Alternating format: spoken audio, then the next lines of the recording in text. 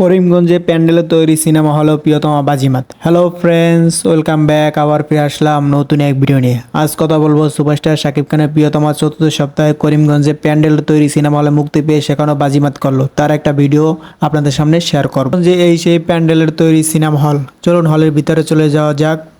ভিতরে যাওয়ার আগে যে পাশে দেখে নেন একটা দোকান আছে, চিপস আনাতে সব কিছু এখানে বেচতেছে। এখন চলুন আমরা হলের ভিতরে চলে যাই, হলের ভিতরে দেখি কি অবস্থা।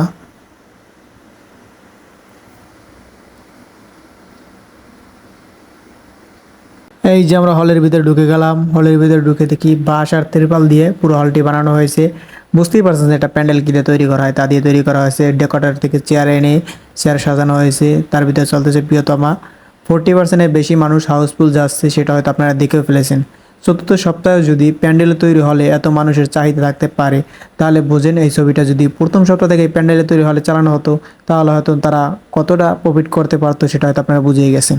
অনেকে হয়তো শাকিব খানকে সুপারস্টার মানতে চায় না, তাদের এই ভিডিওটা দেখা উচিত। আপনারা যারা যারা ভিডিওটা দেখতেছেন সবাই বেশি বেশি করে শেয়ার করবেন, যাতে তারাও দেখতে পারে যে একজন সুপারস্টার কী করতে পারে। তার ছবি প্যান্ডেলের ভিতরে চললেও সেখানেও দর্শক হাউসফুল যায়, সেটা তাদের দেখা উচিত।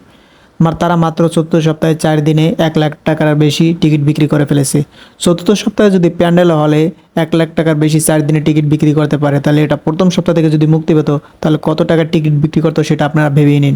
আর আপনারা যারা যারা এখন আমার ইউটিউব চ্যানেলে সাবস্ক্রাইব করেন, ইউটিউব চ্যানেলে সাবস্ক্রাইব করবেন, কারণ আপনার একটা সাবস্ক্রাইব আমাকে পরবর্তী ভিডিও বানানোর জন্য আগ্রহীত করে। ভিডিও শেষ পর্যন্ত থাকার জন্য অসংখ্য ধন্যবাদ। টেল দেন, টেক কেয়ার। দেখা হবে নেক্সট কোনো ভিডিওতে। ততক্ষণ ভালো থাকুন, সুস্থ থাকুন। Bye bye.